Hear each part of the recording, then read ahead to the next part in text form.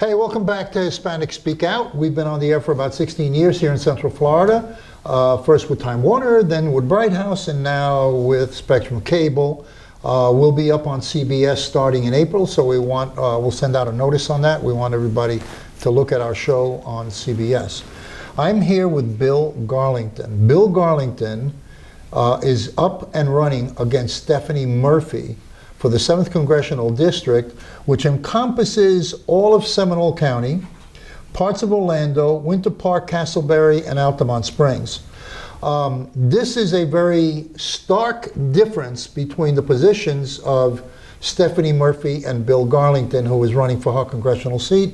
Last week he was here and he covered about 7 or 8 major topics of difference, and we're going to continue that conversation today. So I'm asking specific questions, like I did last week, specifically of where the differences are between him and Stephanie Murphy. Our job here is to inform the voters, so you become an informed voter and an educated voter, so you know who you're voting for, not only who you're voting for, not by name, but by position.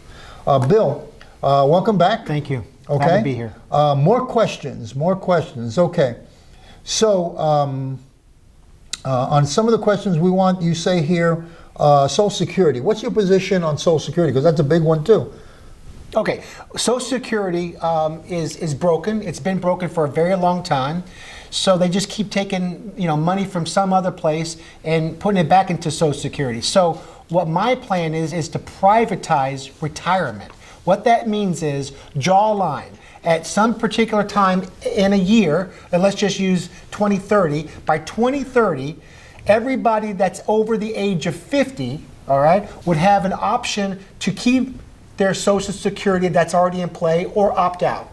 Those under the age of 50 would have no option. So what would happen is they would keep every nickel that they have. There would be no FICA, so if they made $1, they kept $1, and they would invest it. And so those senior citizens are already on Medicare, of course. They would have no option. They would just stay into the system until it ran out. But that's just a generic way of stating. But when you say that they would keep the dollar, yes. In other words, the Social Security system would be eliminated. Correct. Social Security is kind of a forced thing where you're forcing people to put money into it so it can be something can be there later. Correct. So you're saying take that away totally, and it's up to the individual to decide what they want to do with their money. Absolutely. So let me just give you an example. I have a 2-year-old grandson. So that 2-year-old grandson currently is not working. So what would you think that in 10 years, let's say, now he's 12, he's just now starting to get a paper route.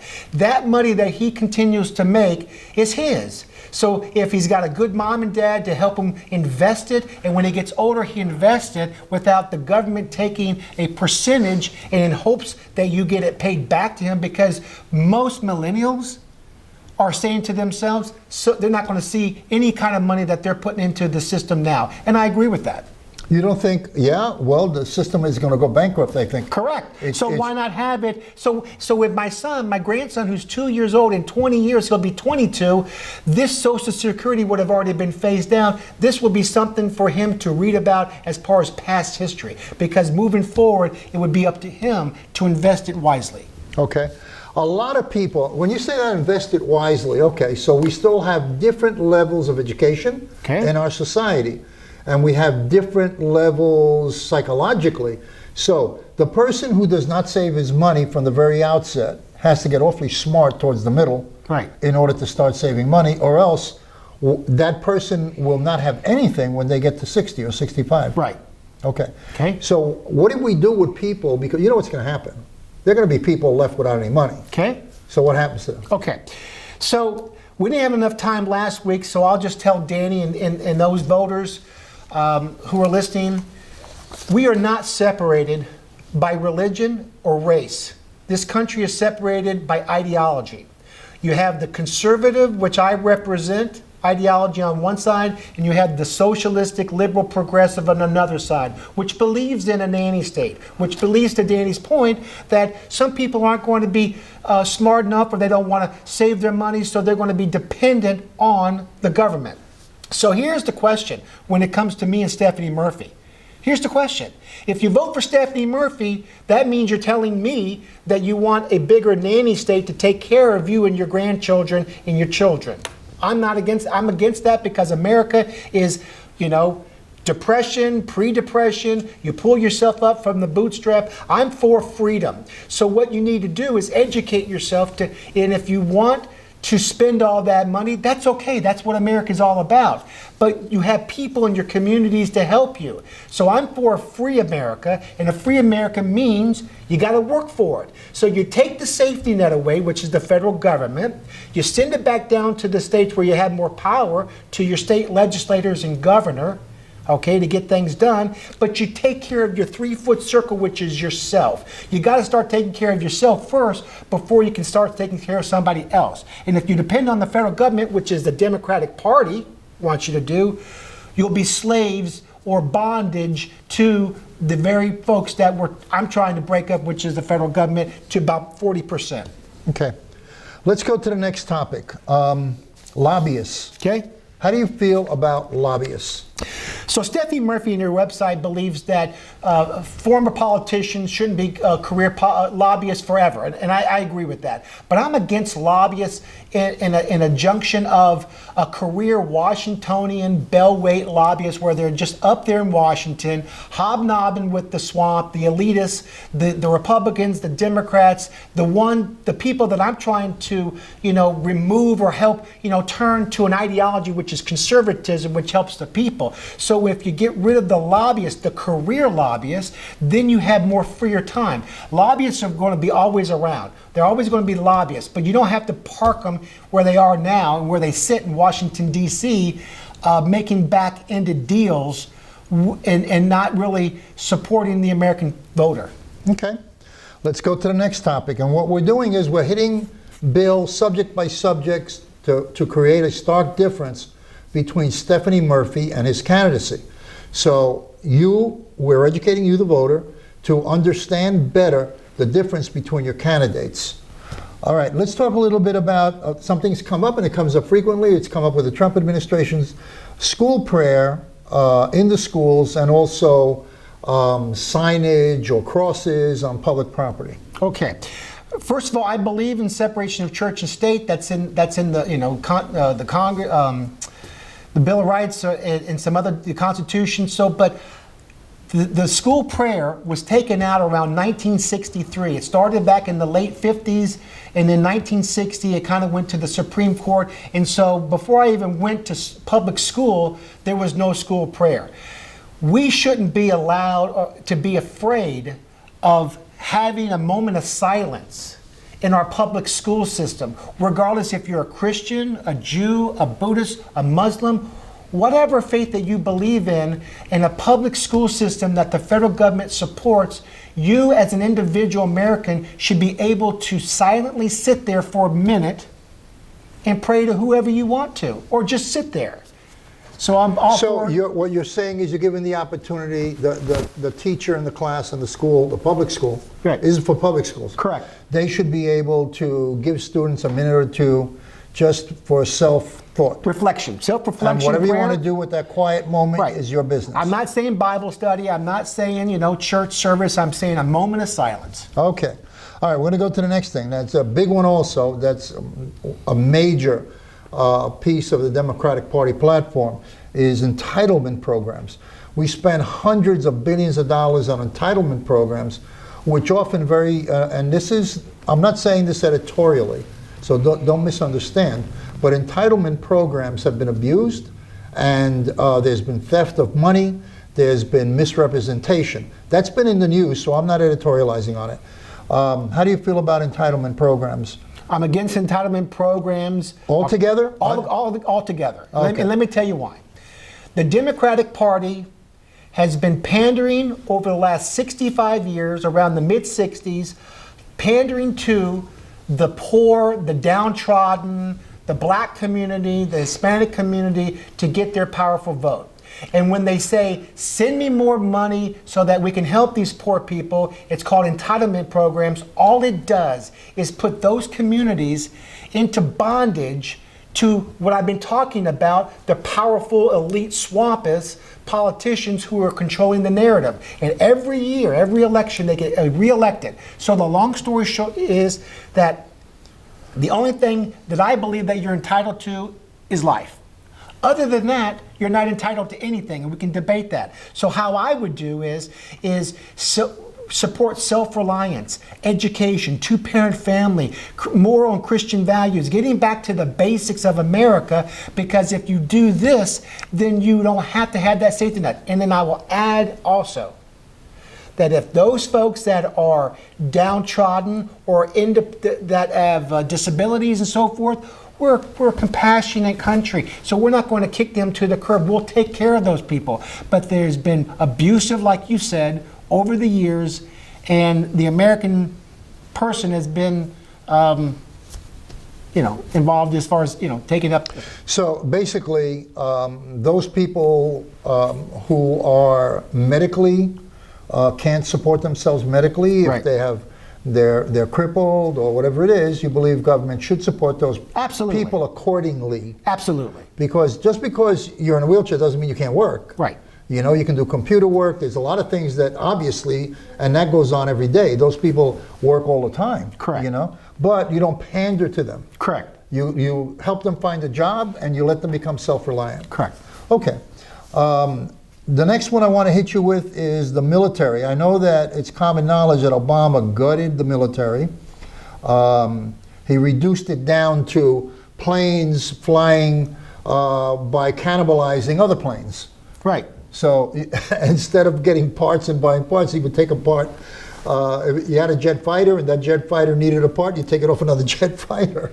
So Correct. you can't use that other jet fighter, you only use that one. Correct. Okay, so that's kind of an obvious thing not to do. You know what I mean? You've got to be really dumb not to do that. But let's hit it anyway and give us your views on it. Real quick, I believe in what President Trump is doing to up our military. We're further along in 3 years than we were in the 8 years with Obama, and continue. My son-in-law is in the military, he's in the Air Force, so we need a strong military. That's part of the 40% of what federal government should be involved with is our military, because if you have a strong military, then it deters those other countries of coming after you. If you gut everything, well then it gives other countries the opportunity to come after Americans. So there's no response mechanism. Correct. Psychologically, there's no response mechanism. Correct.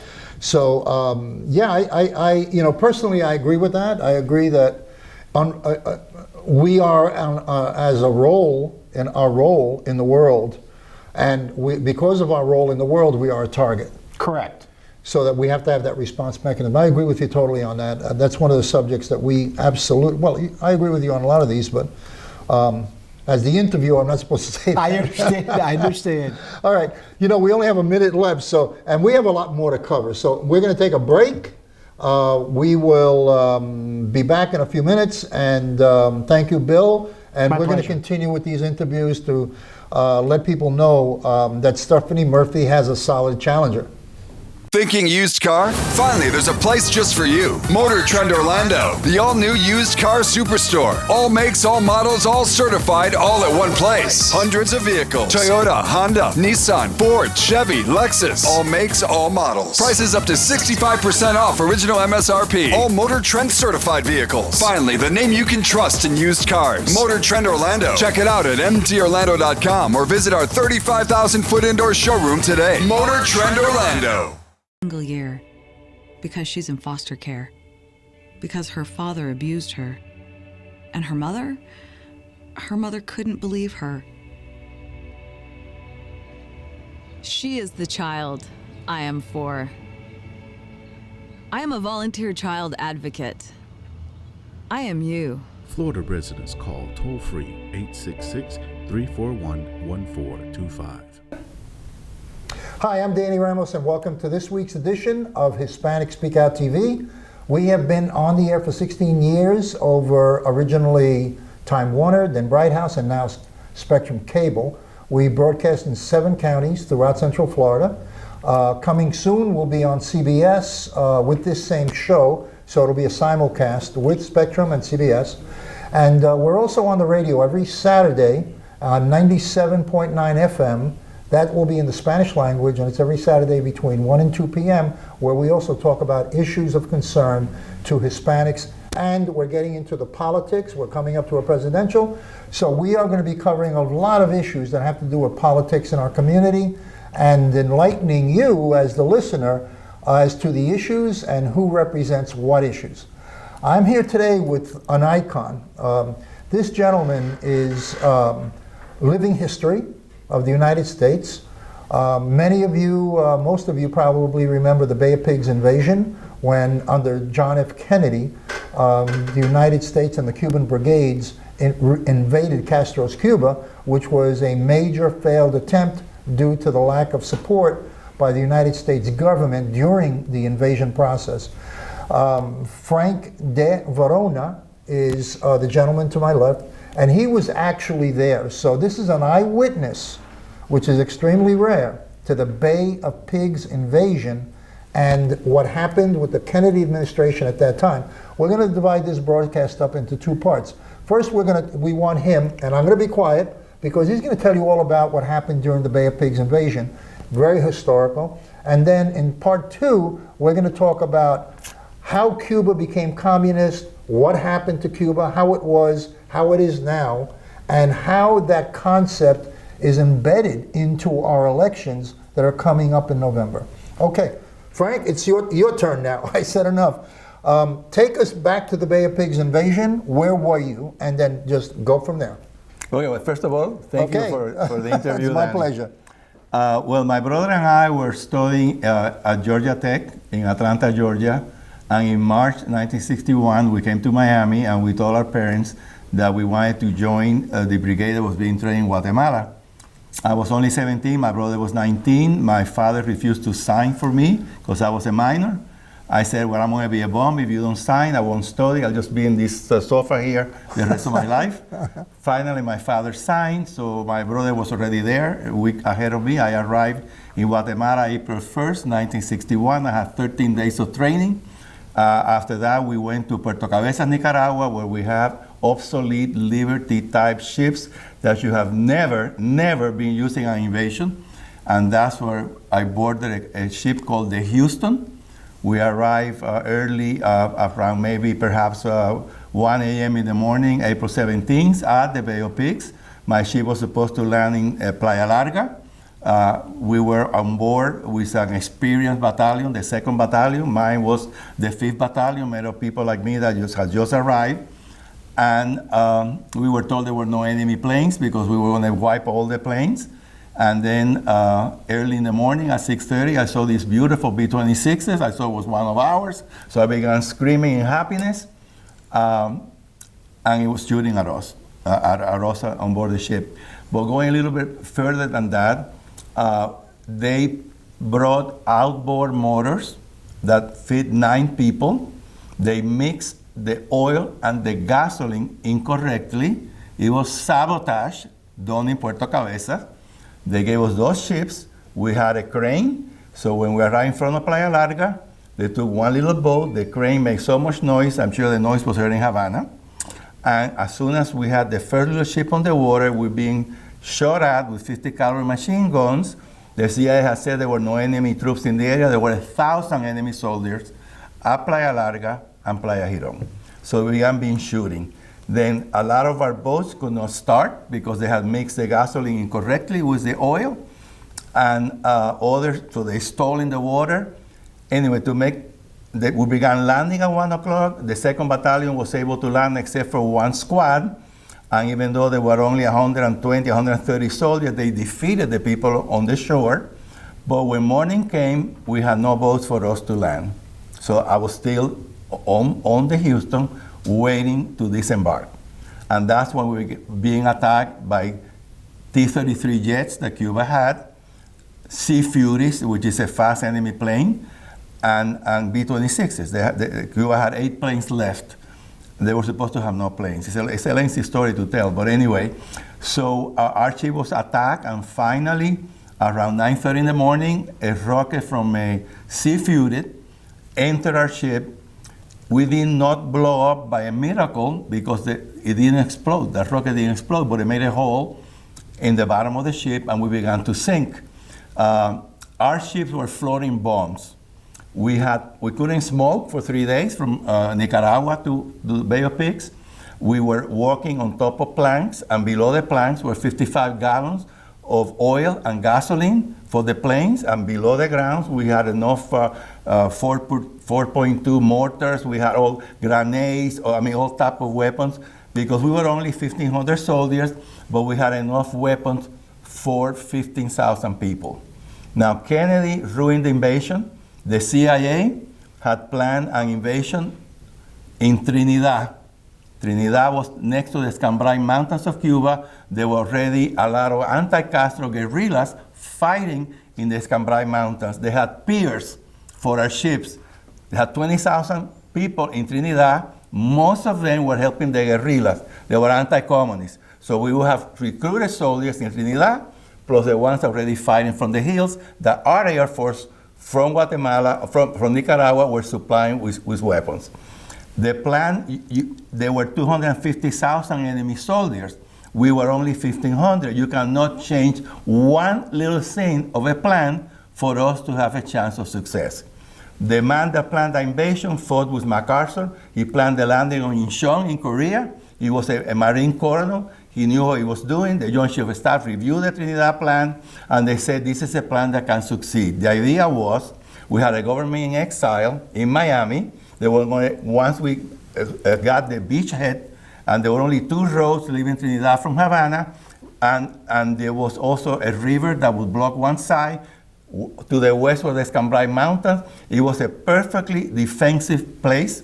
Plus, we were supposed to bomb and destroy. We had 16 B-26s. There was a surprise air attack April the 15th. We were supposed to destroy all enemy planes.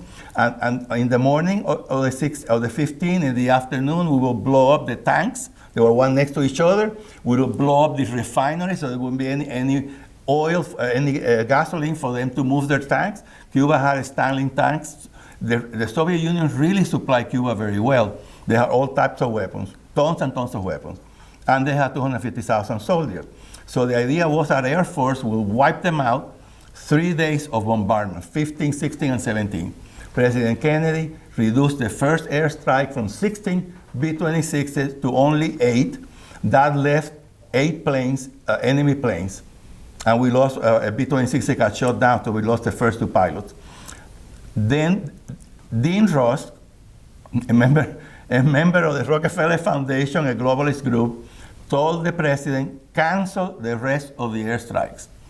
Adlai Stevenson was the U.S. ambassador in the UN. He was never told what was happening in Cuba, so he repeated the cover story of the CIA that was that these were Cubans that bombed Cuba before they left, not us from here bombing Cuba. It was a lie, the CIA cover story, and it broke immediately. So Adlai Stevenson was really angry. He said, I'm going to resign as ambassador because I said that all of these planes have been impounded and they were not allowed to bomb Cuba again. He didn't know that was being planned by the United States. He was never informed. So because of that, they canceled all the airstrikes. But we were already dead. When they changed that plan to the Bay of Pigs, it was impossible for us to land. There were no piers. How can we get our things out of the ship into the ground? So anyway, Kennedy committed criminal negligence, dereliction of duty, and high treason. And he felt sorry afterwards. He realized his big mistakes. Kennedy changed was he the one that made that decision? He's the one who made the call. He made the decision. He made a decision with, first of all, he had Dean Ross, who was a globalist, who did not want the invasion from the very beginning, did everything possible to destroy us. He had the Bondi brothers in the White House. They were Harvard professors that liked Fidel Castro. He had his entire administration full of globalists, liberal Democrats. They did not want us to invade Cuba. And he listened to them. Orson Schlesinger Jr., people like that. He listened to all of them. Why was he backing it all along? Because before the invasion, there was a base in Honduras. In Guatemala. So why were they supporting and supplying and organizing all of that if they were traditionally against the philosophy of invading Cuba and successfully invading Cuba? I'll tell you why. Kennedy, during the 1960 campaign attacking the Eisenhower-Nixon administration from being weak on Cuba and for allowing a communist base to be established in the Western Hemisphere. In the debates, the famous Nixon-Kennedy debates, he was the tough guy, and Nixon, who knew about the invasion, had to deny that invasion was being prepared by the United States. So he was a tough guy. But once he's there, and by the way, he was briefed on the invasion as a candidate. He knew what was going to happen. So he took advantage of that by lying. Anyway, so he's trapped in his rhetoric of, we're going to overthrow Castro. Once he's there, the CIA made a lot of mistakes because Alan Dulles should have told the president, the changes you're making, Mr. President, cancel the operation. They cannot win. They'll be defeated. And that didn't happen. And that was the fault of the CIA for not speaking like that to the president. In fact, the CIA Alan Dulles told the president, Mr. President, you can cancel the operation. The 1,500 soldiers you can bring back to Miami. But guess what they're going to say when they come to Miami? They're going to say that you're a traitor because you canceled the operation. They said to the Mr. President, you have a disposal problem, like I'm a piece of garbage. Mr. President, you have a disposal program. You've been training some of these people for over a year in the mountains, and now you're going to cancel the operation. What do you think they're going to say when they get to Miami? And he said, okay, let's send them where they want to go. But they send us to be destroyed. And that was the plan of David So Rockefeller. you're saying Kennedy knew it was going to fail Absolutely. when he sent you guys? Absolutely. Okay. He sent us to die. Okay. Unfortunately. Later, he felt very sorry for us, and I'm always grateful for him because he got me out of jail. He paid Cuba $52 million to release all of us in prison. So you were in jail in Cuba? Yes, I was prison. sentenced. You were caught? To 30 years of hard labor. Okay. That You were was caught. a sentence, yeah. You were caught. But anyway, so eventually Kennedy paid for our release. We were taken to a trial, an illegal trial. We were prisoners of war in April 1962, and each of us was sentenced to a certain amount of money. I was worth $100,000 with my brother. If you were rich in Cuba, formerly rich, we were very poor. Then we were labeled rich, and they divided us by social class. Rich, 100,000. Middle class, 50. Lumpen proletarian, 25,000. And the 1,200 prisoners. So they put a price on your value. Like the day of the pirates. Yeah, we had price like the pirates. Okay, listen, we have to break for a commercial break. We're going to get back and we're going to talk. I'm going to ask him the question, who killed Kennedy? Because this is all tied in and related to the Kennedy assassination in some way, shape, or form. And then we're going to discuss something having to do with how we are going into possibly a socialism presidency in the fall. Okay, we'll be right back.